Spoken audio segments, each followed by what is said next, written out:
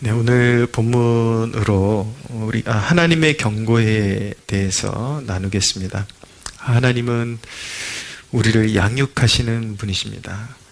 하지만 우리가 죄를 범하면 하나님은 징계하십니다. 하나님은 환경과 그리고 사건을 통해서 하나님의 뜻을 우리에게 전달하십니다. 그래서 하나님께서 기뻐하실 때도 하나님의 마음이 담긴 격려를 경험하게 하시고, 또 하나님의 회초리에 담긴 하나님의 뜻을 전달해 주시기도 하십니다. 하나님께서 경고하시는 이유는 멸망하지 않도록 기회를 주시는 것입니다. 반드시 하나님은 그대로 멸망시키시는 분이 아니라 반드시 어떤 경고를 주시고 그리고 징계를 먼저 주셔서 멸망하지 않도록 그렇게 하나님께서는 돌이키기를 먼저 하시는 분이 우리 하나님이십니다. 그래서 하나님은 우리에게 어떤 경고를 주고자 하실 때에 사고를 만나기도 하시고, 또 병을 만나기도 하시고, 어떤 인생의 난제를 만나기도 하십니다. 오늘 본문에 보면 야곱의 딸 디나가 이 추장 세겜에게 강간을 당하게 됩니다. 굉장히 불미스러운 일이죠. 세상적인 관점으로 보면 그냥 세겜이 잘못한 것이고 범죄인이고 법적으로 다스려져야 되는 그런 존재에 불과하지만, 우리는 성경을 볼 때에 그 사건 이면에 있는 하나님의 뜻, 이 사건이 왜 일어났느냐, 분명히 잘못한 사람은 세겜이지만, 하지 못할 일을 행한 자는 세겜이지만, 이 일 배후에 있는 그 하나님의 뜻은 무엇인가, 그것을 이제 묻고 간파에 들어가는 것이 신앙이거든요. 그래서 우리가 성경을 볼 때는 단순히 세상적인 관점으로 누가 잘못했느냐, 그런데 영적인 관점으로는 그 세겜 이전에 하나님의 자녀들이 하나님 앞에 드러난 범죄함이 있을 수 있다는 것을 우리가 인식할 수 있어야 합니다. 그래서 우리에게도 하나님께서 때때로 그렇게 경고를 주시거든요. 여러 가지 사건과 질병과 난제와 어떤 이런 것들을 통해서 우리에게 어떤 경고의 사인을 주시는데, 그런 경고가 올 때 우리가 체크해야 될 것들이 있습니다. 오늘 그 체크해야 될 것을 두 가지로 말씀드릴 텐데, 첫째는 신앙의 위치를 확인해야 됩니다. 그런 경고가 올 때에 내 신앙의 위치가 하나님께서 원하시는 그 위치에 있는지를 확인을 해야 합니다. 야곱에게 분명히 이전에 하나님께서 베델로 올라가라고 명령하셨습니다. 외삼촌 라반의 그 집에 있을 때에도 그 라반의 집에서 하란에서 끌어올리실 때에 하나님께서 이전에 하나님께서 야곱과 베델에서 만났을 때를 추억하시면서 네가 나에게 이야기했던 그 소원을 갚아라. 이제 베델에 올라가서 진정한 예배를 드려라. 참된 예배와 영적인 회복을 꾀하라. 그렇게 이제 말씀하신 것인데, 지금 야곱이 하나님과의 약속을 잠시 망각하고 있다는 것을 보게 됩니다.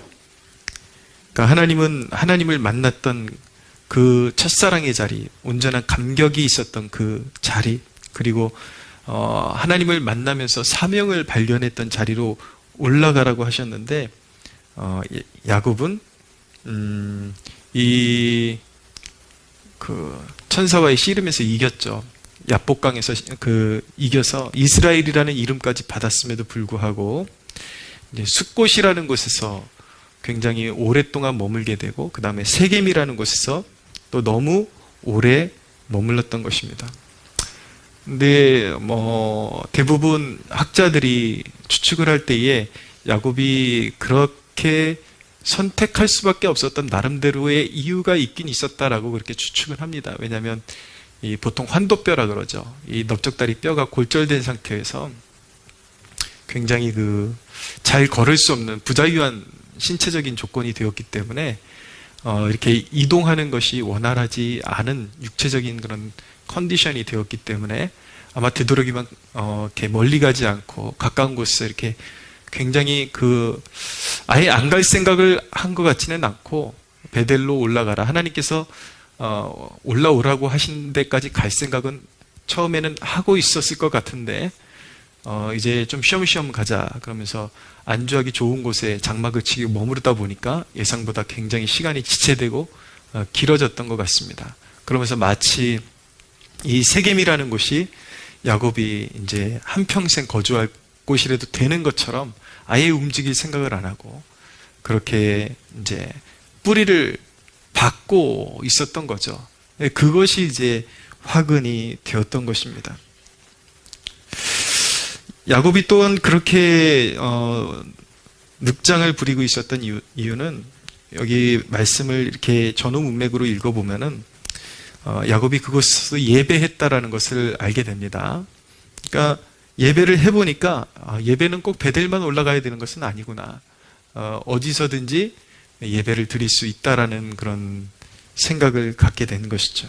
그래서 여기서도 예배할 만한데 하고 안주하고자 하는 시험이 찾아온 것입니다. 하나님은 야곱을 온전한 신앙 회복으로 부르셨습니다. 근데 야곱은 순종하긴 했지만 야곱의 순종은 절반짜리 순종이었습니다. 그리고 완전히 신앙을 갈아엎고 하나님만을 여호와만을 섬기는 그런 개혁을 일으키기를 원하셨는데 야곱이 일으킨 신앙개혁은 절반짜리 신앙개혁이었습니다. 가담한 것이죠. 그냥 섬길 만한 곳에서 이제 섬기려고 했던 것입니다. 하나님께서 세상에 방황하던 영혼을 하나님의 품으로 부르셨을 때 원하는 것이 있으신 거죠. 완전한 순종과 복종을 원하시는 것입니다. 완전한 순복을 원하시고 부르신 것입니다. 그런데 대개 사람들은 이제 안 되겠다. 세상에서 버티다가 안 되겠다. 그래서 일단 이제 교회의 발걸음을 딛기 시작하는데 문제는 무엇이냐면 주일 예배는 참석해요. 근데 주일 예배 참석하면서 그래도 이 정도만 해도 많이 회복했다. 이 정도만 해도 충분하지 않을까. 그런 이제 스스로의 위안을 주면서 또 신앙생활을 시작하긴 했는데 다시 붙잡긴 했는데 하는 둥 마는 둥. 한만 못한, 그러니까 안 한만 못한 그런 이제 태도를 가지고 신앙생활을 한단 말이에요. 주일 성수도 간신히 붙잡기는 한 것 같은데 세상에 약속이 있으면 세상 약속이 먼저 우선순위. 어떤 여가나 이런 것들을 즐길 그런 기회가 있으면 그런 것들을 먼저 우선순위에 두고 빠질 것 다 빠져가면서 어떤 스케줄이 없으면 이제 주일날 와서 하나님께 문안하고 주일날 지키는 것조차도 온전한 주일 성수가 아니라 이제 그냥 자리만 차지하고 앉아있다가 방석 대펴놓고 예배 끝나자마자 부랴부랴 이제 자기 여가 생활하거나 사람들 만나러 다니거나 돈 한 푼 더 손에 쥐려고 그런 곳 쫓아다니거나 이제 그런 태도로 신앙생활을 하는 것이죠. 그래서 이것저것 하긴 해요. 교회 예배도 참석하고 몇 가지 하는 것 같은데 하나님은 어떤 한 영혼을 부르실 때에 몇 가지 형식을 요구하시는 것이 아닙니다. 하나님은 당신을 송두리째 가지시기 전까지는 결코 만족함이 없으십니다. 하나님의 마음하고 내가 만족하는 것이 갭이 너무 크다라는 것이죠. 나는 이 정도만 하면 충분히 하고 있는 것 같은데 하나님은 그 정도로 만족하지 못하신다라는 거예요. 그래서 신앙생활 시작했다고 조금 시작했다고 또 고난이 찾아온다고 불평해서는 안 됩니다. 하나님의 마음 그것을 충분히 하나님이 요구하시는 만큼까지 신앙을 회복하고 거슬러 올라가느냐 가고 있느냐 이것은 전혀 다른 문제이기 때문에 그렇습니다. 여러분은 교회에 발은 디뎠을지 모르지만 그리스도의 보혈에 충분히 잠기지 않았을 수 있습니다. 반쪽짜리 신도일 수 있습니다. 안타깝게도 반쪽짜리 신도는 참된 천국 백성이 아닌 것입니다. 참된 하나님의 자녀가 아닌 것입니다. 반쪽짜리 신앙은 존재하지 않습니다. 그래서 하나님께서 부르실 때에 끝까지 끌어올리시기 위해서 주시는 것이 하나님의 경고입니다. 징계인 것이죠. 그 마음을 잘 깨닫고 빨리 하나님께서 요구하시는 것이 무엇인지를 캐치하고 따르는 것이 매우 중요합니다. 사랑하는 여러분, 하나님의 경고를 무시하지 마십시오. 여러분들이 나약한 피조물이요, 하나님 앞에 하나님이 재판장이시요, 여러분은 피고인일 뿐이라는 것을 꼭 기억하면서 하나님의 말씀에 거역하고 하나님의 경고를 무시하고 살아남을 수 있는 피조물은 존재하지 않는다라는 것을 깨닫고 영원한 멸망으로 빠지기 전에 채찍을 들어서라도 돌이키기를 원하시는 그 아버지의 마음을 깨닫고 온전한 돌이킴으로 하나님 앞에 기쁨을 올려드리는 여러분들 되시기를 주님의 이름으로 축복합니다. 두 번째로 하나님의 경고가 올 때 체크해야 하는 것은 신앙의 순결함입니다. 여러분은 어쩌면 교회 활동에 거의 참여하는 사람일 수 있습니다. 그런데 그래도 여전히 문제가 많을 수 있습니다. 정신은 세상에 빼앗긴 사람일 수도 있습니다. 우리 살아가는데 필수적인 요소들도 있죠. 집과 차, 학력 이런 것들이 필요합니다. 그런데 문제는 무엇이냐면 이러한 것들이 당신의 인생의 제일의 가치인 경우가 다른 것입니다. 어쩌면 당신은 여러분 자녀의 영적 상태에는 관심이 없고 여러분의 자녀가 세상 경쟁에서 뒤처지지 않기만을 원할 수 있습니다. 자녀가 하나님 없이 살아도 세상에서 성공하는 존재가 되길 바라는 것이죠. 여러분에겐 하나님께 영광이라는 가치가 있는 게 아니라 그저 나도 남에게 꿀리지 않는 삶을 원하는 그것을 가장 중요시 여기는 가치관을 가지고 살아가고 있을 수도 있습니다. 아니면 단순히 어떤 목적이 있어서가 아니라 과시하기 위해서 그냥 맹목적으로 좋은 차를 추구하고 좋은 집을 추구하면서 그런 것들이 있으면 의시되는 태도를 보이고 그런 것들이 없으면 스스로 불행하다고 느끼면서 살아가는 그런 가치관을 가지고 살아가고 있을 수도 있습니다. 이유도 없이 목적도 없이 성공한 사람들의 여가생활 그리고 쾌락을 따라하고 싶고 그 대열에 끼고 싶은 것, 그것이 여러분의 가치관일 수도 있습니다. 잘 된다고만 하면, 잘 될 수만 있다고 하면 하나님을 섬기노라 하면서도 미신과 타협할 수 있고 우상 숭배와도 타협할 수 있다는 것, 이것을 바로 세속화라고 하는 것입니다. 그래서 하나님께서 경고하실 때에 나의 신앙의 순결함이 어느 정도인가?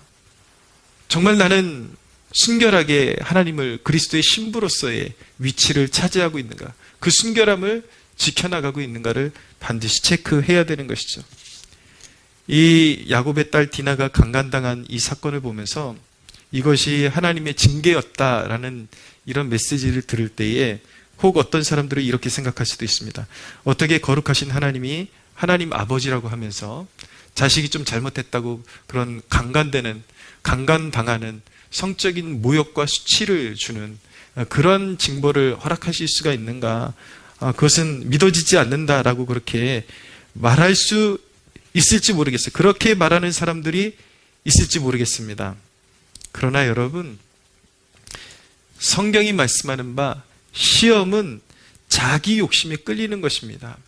하나님께서 그런 비참한 것들을 의도적으로 그에게 갖다 주신 것이 아니라 야곱의 딸 디나가 세상 여자들의 모습을 흠모했고 그 틈바구니에 끼고 싶어 했기 때문에 이런 일이 일어나게 된 것입니다. 돈에 환장을 하게 되면 돈으로 시험을 받을 수밖에 없어요.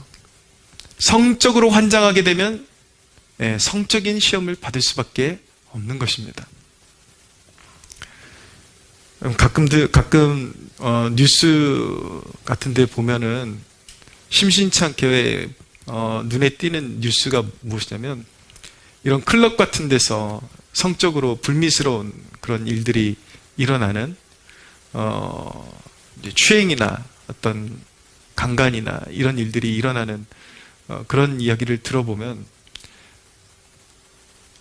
세상적인 잣대로 보면, 그리고 우리가 일상적인 잣대로 보면 그런 일을 저지른 그런 인간들이 나쁜 인간들이죠. 법적인 처벌을 받아야 되겠죠. 그러나 여러분, 그런 일들이 생기는데 그냥 그런 일이 생기는 게 아니에요.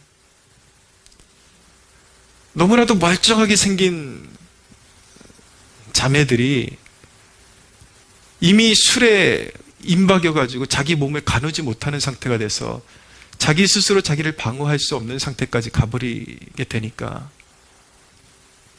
어떻게 그걸 대처할 수 있는 그런 의식 자체가 없으니까 그런 일들이 또 벌어지는 원인이 되기도 하는 것입니다. 영적인 원리도 비슷합니다, 여러분.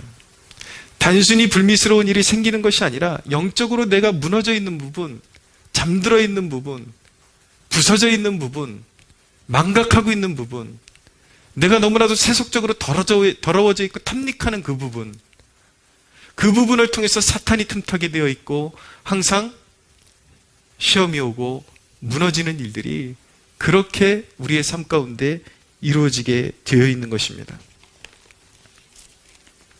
야고보서 1장 13절에서 15절을 보면 사람이 시험을 받을 때에 내가 하나님께 시험을 받는다 하지 말지니 하나님은 악에게 시험을 받지도 아니하시고 친히 아무도 시험하지 아니하시느니라. 오직 각 사람이 시험을 받는 것은 자기 욕심에 끌려 미혹됨이니 욕심이 잉태한 즉 죄를 낳고 죄가 장성한 즉 사망을 낳느니라 라고 분명히 말씀하고 있습니다. 그 누구도 불미스러운 일을 당하고 하나님이 어떻게 나한테 이러실 수 있느냐라고 그렇게 반박할 수 없는 것입니다. 자기가 그 사지로 기어들어갔고 자기가 그런 것들을 탐닉하다가 결국은 일이 벌어졌기 때문에 결코 하나님을 원망할 수 없는 것입니다.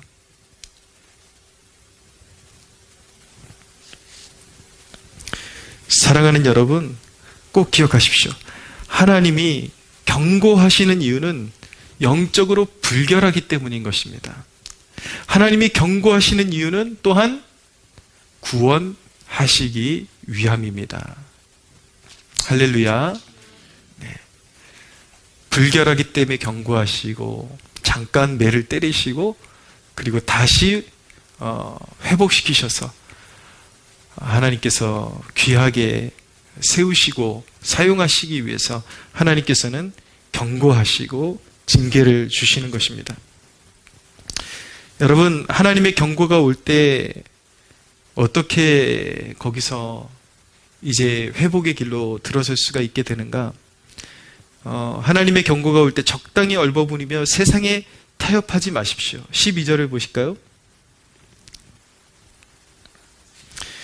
이 세겜이 이 소녀만 내게 주어, 디나를 말하는 거죠. 아내가 되게 하라. 아무리 큰 혼수와 예물을 청할지라도 너희가 내게 말한 대로 주리라. 여러분, 시험은 그럴듯한 기회로 다가오는 것 같습니다. 어떻게 생각하면 되게 좋은 기회죠. 어차피 불미스러운 일은 이루어졌는데 그냥 세겜에게 딸을 주면 많은 예물을 또 얻을 수 있고, 또 이 세겜이 제안하는 것이 너희 이스라엘 족속의 딸이나 우리 아들이나 딸이나 서로 이렇게 계속 이제 섞이면서 혼인 관계를 맺자. 그래서 서로 좋은 것들 나눠 갖고 서로 좋은 것들을 같이 함께 공유하는 그런 관계가 되자라고 이야기했던 것이거든요. 어떻게 보면 그곳에서 안전하게 살 수 있는 길인 것 같기도 하고 많은 것을 얻을 수 있는 좋은 기회인 것 같기도 하지만 사실은 세겜과 타협하는 것은 이스라엘이라는 이 하나님께서 백성들에게 부여하신, 야곱에게 부여하신 이스라엘의 정체성을 잃는 것을 의미하는 것입니다. 송두리째. 절대 거기에 타협을 해서는 안 되는 것입니다. 여러분, 하나님의 경고가 올 때 해야 하는 일은 적당히 빠져나갈 길을 찾는 것이 아닙니다. 이렇게 수습해서 이렇게 하면 되겠다. 절대 그렇게 수습해서는 안 되는 것입니다. 방법을 생각하기 전에 이것이 하나님의 경고라는 분명한 의식이 선언한 가장 1순위로 저와 여러분들이 해야 하는 일은 무엇이냐면 회개하는 것입니다. 하나님 앞에 자기의 죄를 토설하는 것입니다. 정직하게 고백하는 것입니다. 그리고 하나님께서 주신 징계를 인정하는 것입니다. 내가 받을 만하기 때문에 하나님께서 이 징계를 주셨다라는 것을 수용하는 것이죠. 하나님이 정하신 일을 인정하는 것입니다. 하나님께서 내게 허락하신 일을 인정하는 것이죠. 하나님께서 내가 행하신 일에 합당하게 하나님께서 일을 행하셨습니다. 저는 하나님께서 주시는 이 징계를 받을 만하고 또 하나님께서 주시는 것이라면 비록 지금 당장은 불행하게 느껴지지만 이것을 하나님 앞에 겸비한 마음으로 수용하고 하나님께서 주시는 것들을 겸허함으로 받겠습니다 라는 그 마음을 가져야 하는 것입니다. 그리고 나서 가장 중요한 것은 그런 회개의 터널을 통과해서 주님과의 약속을 이행하는 것입니다. 이제 야곱에게 남은 것은 무엇입니까? 야곱에게 남은 것은 짐을 싸들고 베델로 올라가는 것입니다. 하나님과의 약속을 지키는 것입니다. 하나님께서 끌어올리기를 원하신 그 부르심에 합당하게 하나님이 원하시는 만큼까지 멈추지 않고 신앙의 여정을 올라가는 것입니다. 할렐루야. 그것은 무엇입니까? 하나님이 원하시는 것은 어디까지입니까, 여러분? 모든 삶 가운데 오직 주 예수만이 당신의 삶의 이유가 되는 그 지점까지, 온전히 예수 그리스도께 복종되기까지, 온전히 예수 그리스도가 여러분들의 삶의 유일한 목적과 삶의 이유가 되기까지 거기까지 올라가야 한다라는 것입니다. 할렐루야. 막연하게 여러분, 나는 그래도 주님 사랑하니까 이 말씀이 나에게는 그렇게 크게 적용되는 것 같지는 않다. 아닙니다. 신앙이라는 것은 면밀히 살펴야 하는 것입니다. 아직도 내가 주님께 정복되지 않은 내 삶의 영역이 어떤 부분이 있는 것인가? 면밀하게 살펴야 하는 것입니다. 아직도 주님의 주권이 인정되지 않은 내 삶의 터전, 바운더리, 영역, 이 모든 것들을 면밀히 살피고 그 부분까지 주님의 것이 되도록 우리는 신앙의 여정을 멈추지 말아야 합니다. 여러분, 하나님이 경고하시는 가장 강력한 이유가 무엇인지 아십니까? 이 대목이 가장 중요한데, 하나님이 불미스러운 일을 허락하셔서라도 경고하시는 이유, 그것은 사랑하시기 때문입니다. 할렐루야. 사랑하시기 때문에.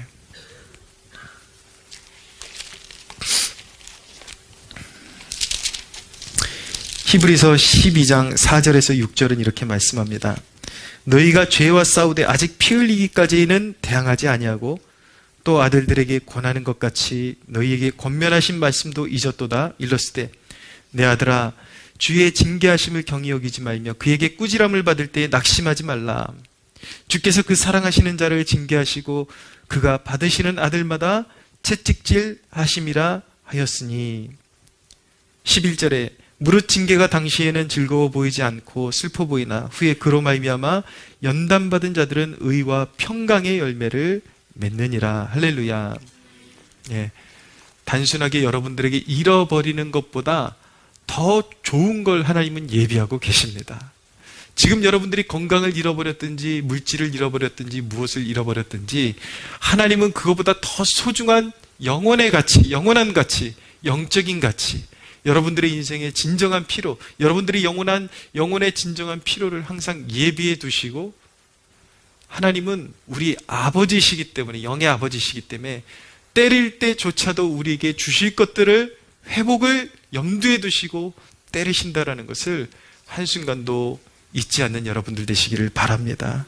할렐루야. 항상 자녀들에게는 좋은 것들이 준비되어 있습니다. 그래서 우리 영의 아버지이십니다. 하나님은 우리가 돌이키기만 하면은 항상 후회함 없는 그러한 길로 우리를 이끌어 주십니다. 그래서 주님은 여호와 라파, 치유하시는 하나님이십니다. 할렐루야. 예. 이렇게 삶이 낭떠러지로 떨어지고 다시 올라가자니 한이 없이 높아 보이고 언제 회복될 수 있을까?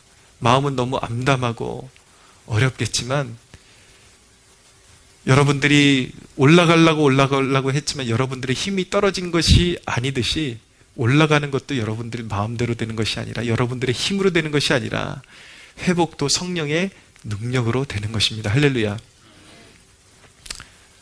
가끔 그런 비유를 제가 사용할 때가 많은데, 여러분들 지금 이 한 겨울철에 영하 5도, 10도 이하로 떨어지는 이 한 겨울철에 거리에 있는 나무들, 식물들을 보면은 바싹 말라있는 것 같습니다. 생명력이 전혀 없는 것 같습니다. 그런데 여러분, 놀라운 것은 어느 지역에 가보면 벌써 움이 돋아나고 있습니다. 이 계절이라는 건 너무 신비하지 않습니까, 여러분? 다 벌거벗겨져 있는 것 같은데, 한 5월부터 시작해서 6월 이렇게 접어들면 이게 자고 일어나면 파릇파릇해져 있고 언제 이렇게 자라났지? 이게 인간의 그런 어떤, 우리가 보면서도 이게 신비에 속한 영역이거든요. 영혼의 회복도 그렇습니다. 우리가 징계를 받을 때도 감사함으로 받고, 우리를 새롭게 빚어서 새 영을 부으셔서 우리를 온전케 하시고자 하는 그 아버지의 마음에 합당하게 우리가 회개를 이루고, 그 신앙의 멈칫했던 신앙의 발걸음, 그리고 눈 가리고 아웅하려고 그랬던 그 신앙의 여정을 새롭게 하고 순종의 발걸음을 다시 내딛기 시작할 때에, 여러분 보십시오. 어느 순간 그런 계절이 변하는 것처럼 내가 발버둥 친다고 되는 일이 아니라, 어느 순간 나도 모르는 사이에 우리의 삶 가운데 아주 보기 좋은 새싹들이 일어나기 시작하고, 치유의 역사가 일어나기 시작하고, 회복의 역사, 하나님이 주시는 생명의 역사, 그리스도 예수 안에 있는 그 부활의 생명력이 우리의 삶 가운데서 꿈틀꿈틀거리면서 열매 맺기 시작한다는 것을 보게 될 것입니다. 할렐루야. 하나님의 경고를 잘 받아들여서 삶의, 신앙의 진정한 회복과 그런 승리를 경험하는 여러분들 되시기를 주님의 이름으로 축복합니다. 하나님께 영광의 박수를 드리겠습니다.